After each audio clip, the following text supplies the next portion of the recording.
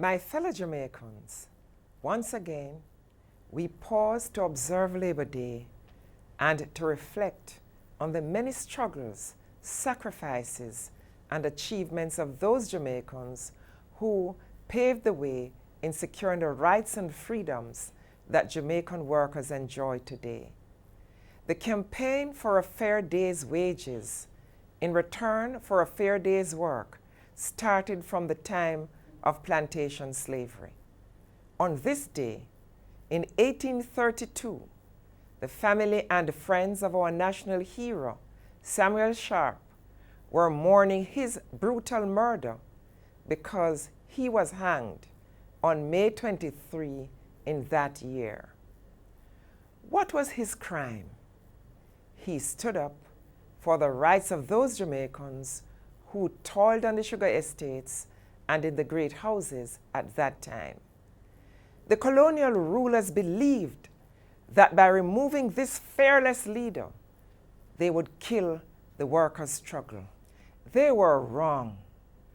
They did not bargain on a Paul Bogle or an Elizabeth Taylor emerging in Morant Bay in 1865 to champion the cause of the working class, even after slavery had ended.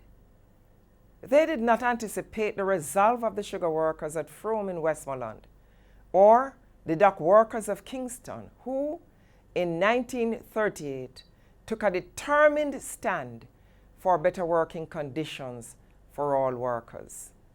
Today, we pay tribute to those who gave inspiration to the very idea of Labor Day. Among them, Kathleen Martin and her unborn child, as well as 16-year-old Moses Perrin, who were among the persons killed or injured during the workers' struggle of 1938. We also remember Aggie Bernard, Edna Manley, and other women who fed the workers daily as they pressed for better wages and conditions of work. On Labor Day, we recall too the early leadership given to the workers' movement by persons such as Norman Manley, Sir Alexander Bustamante, Alan Coombs, and St. William Grant. Today, we remember the work of our forefathers and foremothers who gave their service and in some instances their lives so that we could have a free Jamaica where the rights of workers are respected and upheld. My fellow Jamaicans, I also pay tribute to the dedicated workers of today who are important pillars of our nation. I regard workers in both the private and public sectors as a special group who continue to build our country as together we work for sustained economic growth and the creation of more high-quality jobs. Workers of Jamaica, I thank you for your sacrifices, your support, and your understanding. Your cooperation continues to play a key role in ensuring the ongoing success of Jamaica's economic reform program. I urge you to remain committed to the goal of achieving growth, economic expansion, job creation, and a higher standard of living for all our workers and their families. I believe that the ultimate improvement in the lives of workers is one way of ensuring that the labor struggles of 1938 were not in vain. In celebration of our workers, our tradition in Jamaica is to put labor into Labor Day and to use the occasion to improve our communities. This year is no different as we give focused attention to the protection of our children. The theme for Labor Day 2015 is Labor of Love, Nurturing Our Children. I therefore encourage all of us to get involved in creating spaces of beauty and safety in our communities where our children can play, learn, and enjoy the innocence of their childhood. In nurturing our little ones, let us reject all forms of oppression of children, such as child abuse and child labor.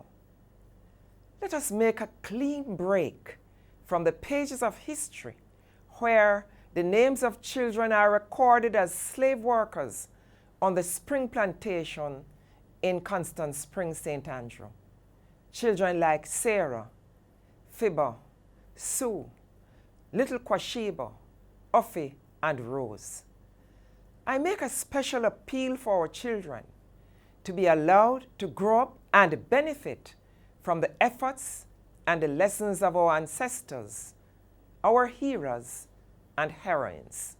My fellow Jamaicans, let our labor of love protect our children from the cruel and undeserving fate of Jamelia Johnson, Portia Simpson, Santoya Campbell, Raymond Givens, Ricardo Briscoe, and Alex Turner, who are among the several children brutally murdered this year.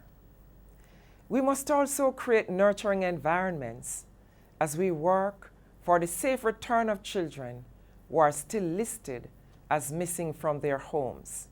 Children like Andrew Garwood, Anisha Dixon, Adrian Henderson, Ashley Brown, O'Dane Tyrrell, Barbara Coley, and many others. I encourage all Jamaicans to utilize Labor Day as a platform for working together in the interest of our children, who are the soul and future of our nation. I paraphrase the words of the Caribbean writer Martin Carter. Who will awaken one little flower, sleeping and growing hour after hour? Dew is awake, morning is soon. Let our children rise like flowers in bloom. On this Labor Day, may God bless you, and may God bless the workers and the children of Jamaica, land we love.